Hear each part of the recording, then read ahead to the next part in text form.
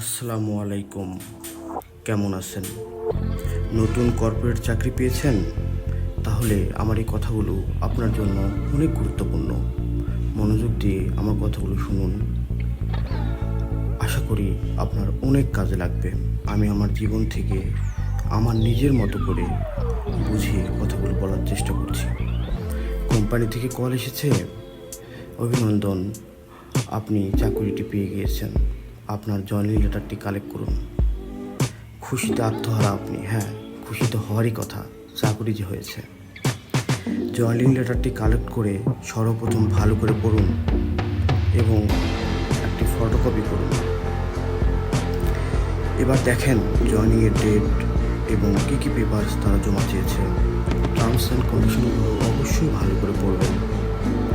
সব ঠিকঠাক থাকলে যে পেপারসগুলো তারা জমা চেয়েছে সেগুলো আগে থেকেই সুন্দর করে রেডি রাখুন। এবার চাকরিতে যোগদান করেছেন। চাকরিতে যোগদান করে সর্বপ্রথম মনে রাখবেন, কর্পোরেটে কেউ কখনো ভাই বা বন্ধু হয় না। এখানে সবাই প্রফেশনাল। সুযোগ পেলেই আপনার ক্ষতি করবে।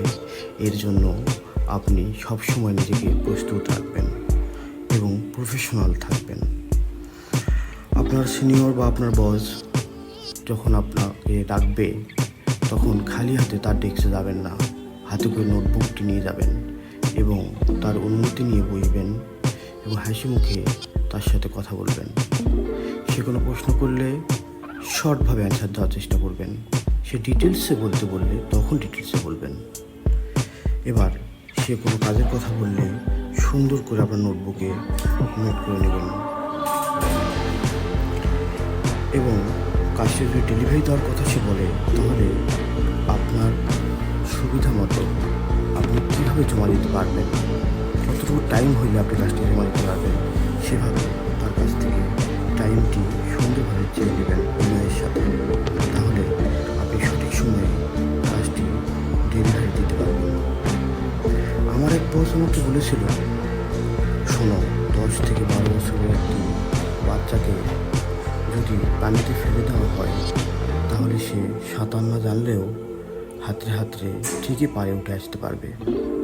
ঠিক তেমনি জব পেয়ে গিয়েছেন, কাজ আপনার কলিগ এবং আপনার বস আপনাকে শিখিয়েই দেবে। কিন্তু মনে রাখবেন, কাজই সব কিছু না। কর্পোরেটে 50% কাজ আর 50% হলো পরিবেশ, এনভায়রনমেন্ট, বসের টোন, বস কী চায়। যত দ্রুত এটি বুঝতে পারবেন আপনি ভালো করতে পারবেন। শেষে একটি কথা বলবো টাইমিং নিয়ে। অফিসে প্রবেশের ক্ষেত্রে অবশ্যই অফিস টাইমের 10 মিনিট আগে অফিসে প্রবেশ করবেন এবং প্রত্যেক দিন অফিসে যেয়ে টু ডু লিস্ট করবেন।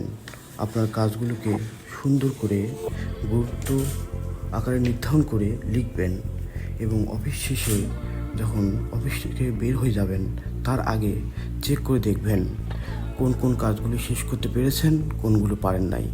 যে কাজগুলো শেষ হয় নাই সেগুলো যদি গুরুত্বপূর্ণ হয় তাহলে পরের দিনে টু ডু লিস্টে অবশ্যই অ্যাড করবেন।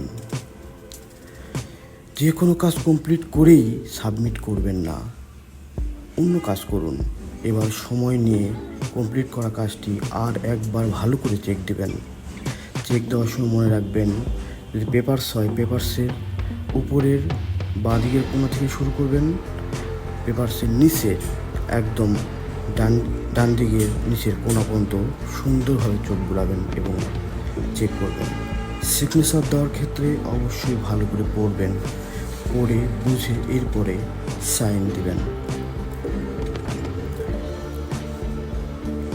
আপনার যদি কাজ করার সক্ষমতা 100% থাকে তাহলে সবসময় 60% বলবেন এবং 60% করবেন। কারণ আপনি যত ভালো করবেন আপনার কোম্পানি বা আপনার বস আপনার কাছে তত বেশি চাইবে। কখনো যেন আপনার উপরে কেউ চেপে না যায়। আপনার উপর কেউ চেপে যাচ্ছে, আপনিও চেপে যাচ্ছেন, এভাবে কুচোর মতো এক সময় দেখবেন আপনি চেপে গেছেন, আপনার নড়াচড়ার জায়গা থাকবে না। এর জন্য না বলতে শিখবেন। পরিবেশ বুঝে শুনে না বলবেন। নতুন চাকরিতে জয়েন করলে কিছু কলিগ থাকে যারা তাকে দিয়ে তার নিজের কিছু কাজ করে নিতে পছন্দ করে। হ্যাঁ, অবশ্যই সহযোগিতা করবেন, তবে নিজের কাজ শেষ করে বিনয়ের সাথে না বলতে অবশ্যই শিখবেন। একসাথে অনেকগুলো কাজ করবেন না। আসলে মাল্টিটাস্কিং বলতে কিছু নেই। একটি কাজ কমপ্লিট করে আরেকটি কাজ শুরু করবেন। বন্ধু, মনে রাখবেন, কোনো একটি কাজ যদি আপনি 100% পারেন তবেই বলবেন হ্যাঁ আমি পারি। কোনো একটি কাজ আপনি 99% পারেন, 1% পারেন না, তাহলেই আপনি বলবেন প্লিজ স্যার বা ভাইয়া আমাকে একটু বুঝিয়ে বলেন। কারণ 1% না পারা মানে কাজটি না পারা। আর কর্পোরেটে কখনো এক কলিগের কথা আরেক কলিগকে কখনোই বলবেন না। গসিপ একদম না।